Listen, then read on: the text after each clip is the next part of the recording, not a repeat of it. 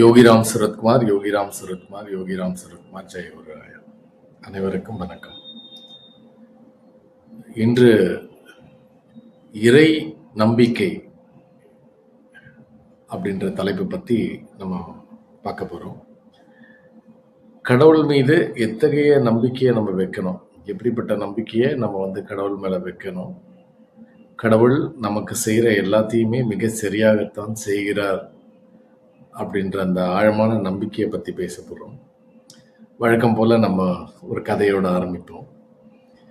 முல்லா நசருதீன் அப்படின்னு ஒருத்தர் நீங்கள் பல பேர் கேள்விப்பட்டிருப்பீங்க. அந்த முல்லா நசருதீன் அவங்களோட மனைவியோட திருமணமான புதிதில் அவங்க பார்த்திங்கன்னா தேனிலவுக்கு போகிறாங்க.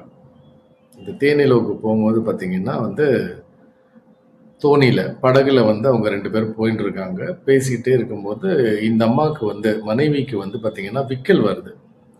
நம்ம ஊரில் ஒரு விஷயம் இருக்கு இல்லைங்களா, பயப்படுத்தினா விக்கல் நின்று போயிடும் அப்படின்றது உலகம் முழுக்க இருக்க ஒரு விஷயந்தான்.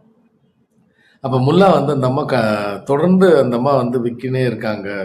இந்த விக்கலை நிறுத்தத்துக்காக என்ன பண்ணுறாரு, முல்லா திடீர்னு அவரோட அந்த காலத்தில் எல்லா ராஜாக்களுமே இந்த சின்னதாக ஒரு வாள், சின்ன கத்தி மாதிரி ஒன்று வச்சுருப்பாங்க. அந்த கத்தியை எப்பவுமே இடுப்பில் சொருவி வச்சுருப்பாங்க. அந்த கத்தியை எடுத்து வேகமாக பாஞ்சு போய் அந்த அம்மா குத்துறதுக்கு போகிறாரு. கழுத்துக்கிட்ட கத்தியை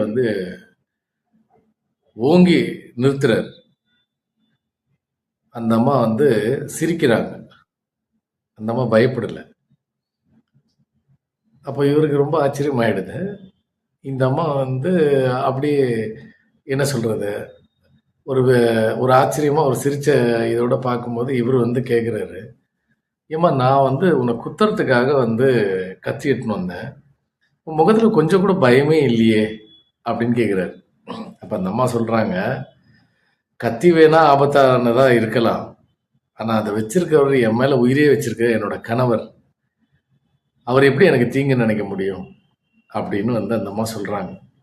இந்த கதையை எதுக்கு நான் பக்திக்கு சொல்கிறேன் அப்படின்னா, கஷ்டம் வேணா நமக்கு நம்ம கர்ம வினைப்படி வரலாம், அல்லது கடவுள் கொடுத்ததாவே இருக்கலாம்.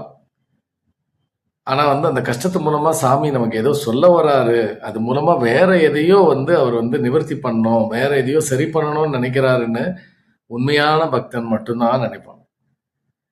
கஷ்டம் வந்த உடனே போயிட்டு சாமியை திட்டுறது, கஷ்டம் வந்த உடனே நீ எனக்கு என்ன பண்ணிட்ட, உனக்கு நான் டெய்லி விளக்கேற்றுறேன், டெய்லி உனக்கு நான் நாமா சொல்கிறேன், டெய்லி உன்னை கோயிலில் பார்க்குறேன், நீ எனக்கு என்ன பண்ணிட்ட அப்படின்னு கேட்குறதுக்கு பதிலாக இன்னைக்கு இந்த நேரத்தில் இப்படித்தான் நடக்கும் அப்படின்னு சாமி நமக்கு ஏதோ ஒரு நல்லதுக்காக பண்ணுறாரு. நாம் இதுவும் கடந்து போயிடும், நாளைக்கு நமக்கு வேற ஏதோ சாமி நல்லது வச்சிருக்காரு, அதனால இந்த கஷ்டத்தை கொடுக்குறாரு அப்படின்னு நினைக்கிறது இருக்கு இல்லைங்களா, அது ரொம்ப பெரிய பக்தி.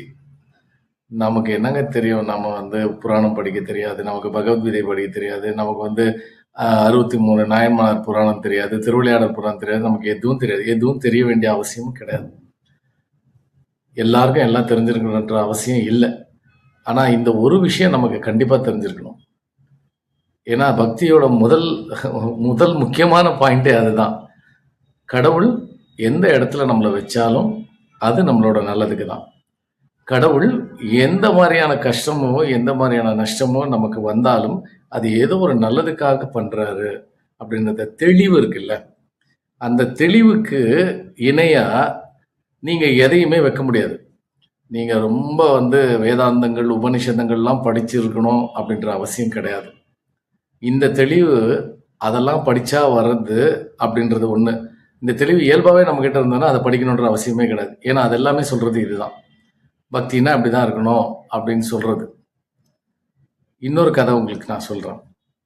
கடவுள் நம்மளை எப்படி பாதுகாக்கிறாரு, கடவுளுக்கும் நமக்கும் இருக்க அந்த ரிலேஷன்ஷிப்பு, நம்ம வாழ்க்கை முறையில கடவுள் நமக்கு ஆற்றுற அந்த பங்கு. ஒருத்தர் எப்பயுமே கடவுளோட சகஜமா பேசக்கூடியவர், கடவுள் தன்னோட எப்பவுமே இருக்கிறாரு அப்படின்ற நம்பிக்கையை கடவுள் அவருக்கு எப்படி தராருன்னா, அவரோட பாதை நெடுக கடவுள் பாத்தீங்கன்னா அவருடைய வர அப்படின்ற ஒரு இம்ப்ரெஷனை அதாவது ஒரு நம்பிக்கை அவருக்கு கொடுக்குறாரு. எப்படின்னா, இவர் நடந்து போகும்போதெல்லாம் பார்த்தீங்கன்னா, இவரோட கால் தடம் இல்லாம பக்கத்திலேயே வந்து இன்னொரு கால் தடம் வந்து கூடயே வரும் எப்பவுமே. அதுதான் கடவுள். கடவுள் எப்பவுமே நம்ம கூட இருக்காரு அப்படின்ற நம்பிக்கைய அந்த மனுஷனுக்கு கடவுள் குடுக்குறாரு. இந்த மனுஷன் வந்து சதா சர்வகாலமும் கடவுள் நம்ம கூட இருக்கான்ற நம்பிக்கையோட டிராவல் பண்றாரு. அவரோட பயணம் வந்து சிறப்பா இருக்கு. திடீர்னு இந்த மனுஷனுக்கு வந்து பயங்கரமான கஷ்டம் வந்துருது. வாழ்க்கையில வந்து போராட்டங்கள், வேதனை, சோதனை, நோய், வறுமை எல்லாமே வருது. அந்த காலகட்டங்கள்ல வந்து பார்த்தீங்கன்னா வந்து, அவர் கூட எப்பவுமே வர அந்த 2 பாதம், அந்த பாதச் சுவடுகள் இல்ல. இந்த மனுஷன் வந்து உடனே நினைக்கிறான், ச்சே! எவ்வளோ ஒரு மோசமான கடவுள் இது. நான் சந்தோஷமா இருக்கும்போதெல்லாம் என் கூட இருந்தது. நான் இப்ப கஷ்டப்படுறேன். கஷ்டப்படும்போது கூட இருக்கணுமா இல்லையா? காணாம போயிடுச்சு பாரு அப்படின்னு ரொம்ப கோவப்படுறாரு சாமி மேல. கோவப்படுறாரு. சாமி இதுதானா நீ? ச்சீ இவ்வளோதானா நீ? அப்படின்ற மாதிரி வந்து சாமிய நினைக்கிறாரு. ரொம்ப விரக்தியாயிட்டு வந்து இல்ல உன்னை நான் எப்படியெல்லாம் நினைச்சேன்னு அவர் புலம்பி வந்து தீத்து வந்து கண்ணா பின்னான்னு சாமியை கத்தின்னு இருக்காரு. அப்போ வந்து ஒரு அசரீரி கேட்குது. மகனே, நீ சந்தோஷமா இருக்கும்போது நான் உன் கூடயே வந்தேன். இப்போ நான் உன் கூட தான் இருக்கேன். நீ பார்க்குற கால் தடம் என்னோடது. நீ என் தோள் மேல இருக்கடா தம்பி அப்படின்னு சொல்றாரு. இவன் கால் தடத்தை பார்த்து அது அவனோட கால் தடம், சாமி கால் தடம் காணோம், சாமி வந்து நம்மளை விட்டு போயிட்டாரு நினைச்சான். ஆனா அவன் பார்க்குற கால் தடம் சாமியோடது. சாமி கஷ்ட காலத்துல அவனை தன்னோட தோள் மேல தூக்கி வச்சுன்னு சாமி நடக்கிறாரு. நம்ம எல்லாருமே அப்படிதான். கஷ்டம் வந்தோடனே சாமி நம்மளை கைவிட்டுட்டாரு, சாமி கூட இல்லை, என்னத்துக்கு நம்ம மணி அடிச்சு நாம சொல்லி மந்திரத்தை சொல்லி கோயிலுக்கு போய் விளக்கேற்றி எல்லாம் வேஸ்ட், தண்டம், இதை கும்பிடுறதுக்கு வந்து நம்ம வந்து சும்மா இருந்திருக்கலாம் அப்படின்னு நினைக்கிற எல்லாருமே இந்த மனிதனோட மனநிலையில தான் இருக்கும். இது மாதிரி கொஞ்சம் நம்ம திங்க் பண்ணி பார்த்தோம்னா, சாமிக்கு நாம கொடுக்கறதுக்கு என்ன இருக்குது? இது வரைக்கும் நம்ம வச்சிருக்கிறது, வந்தது போனது வாழ்ந்தது எல்லாமே சாமி நம்ம கொடுக்கறது தான். அதை ஒரு நிமிஷம் புரிஞ்சுக்கிட்டாலே சந்தோஷத்துல சாமி நம்ம கூட இருக்கு, கஷ்டத்துல விட்டு போச்சுன்னு நினைக்கிறதே அடிமுட்டாள்தனம்னு நமக்கு தெரிஞ்சிடும். சாமி சந்தோஷமா இருக்கும்போது வந்து எந்த அளவுக்கு வந்து நம்ம கூட இருக்கோ அதை விட 100 மடங்கு ஜாஸ்தியா நம்ம கஷ்டத்துல இருக்கும்போது சாமி நம்ம கூட இருக்கு. அது எந்த சாமியா இருந்தாலும் சரி, அது குருவா இருந்தாலும் சரி, சிவனா இருந்தாலும் சரி, முருகனா இருந்தாலும் சரி, யாரா இருந்தாலும் சரி. இதுதான் நம்பிக்கை. இதுதான் பக்தியோட முதல் முதல் முதல் முதல் முக்கியமான பாயிண்டே இதுதான். இது இருந்ததுன்னா இந்த நம்பிக்கை எது நடந்தாலும் சாமி வந்து பார்த்துக்கிறார், எது நடந்தாலும் சாமி நம்மளை பார்த்துக்குவார், எது நடந்தாலும் சாமிக்கு தெரியாம நடக்காது, எது நடந்தாலும் சாமி நம்ம நல்லதுக்கு தான் பண்ணுவாரு அப்படின்ற அந்த தெளிவு இருக்கு இல்லைங்களா? அந்த தெளிவு வந்துருச்சுன்னா அதுதான் பக்தியோட முதல், அதுதான் பக்தியோட முடிவு. இந்த தெளிவோட நம்ம நடக்கும்போது நம்ம போய் சேர வேண்டிய பாதையை நாம எந்த விதமான வந்து ஜாக்கிரதை உணர்வோடு அணுக வேண்டிய அவசியமே கிடையாது. இது இருந்ததுன்னா அழகா அந்த மயில் இறகு வந்து அப்படியே காத்துல அப்படியே ஃப்ளோட் ஆகும் பாருங்க. அந்த மாதிரி மிதந்துன்னு நம்ம வாழ்க்கை ஜாலியா போகும். எல்லாம் நான் பண்றேன், நான் பண்றேன், நான் பண்றேன், எனக்கு சாமி எதுவுமே பண்ணல அப்படின்னும் போது பிரச்சனை வருது. நல்லதெல்லாம் நடக்கும்போது சாமி வந்து கூட இருந்தது, கெட்ட இருக்கும்போது சாமி போயிடுச்சு அப்படின்ற இந்த நினப்பு போயிடுச்சுனாலே நம்ம சந்தோஷமா இருப்போம். நம்மளை சாமி பார்த்துக்கிறான்ட்டாலே மொத்த வாழ்க்கையுமே வந்து பிரச்சனை இல்லாமல் போயிடும்.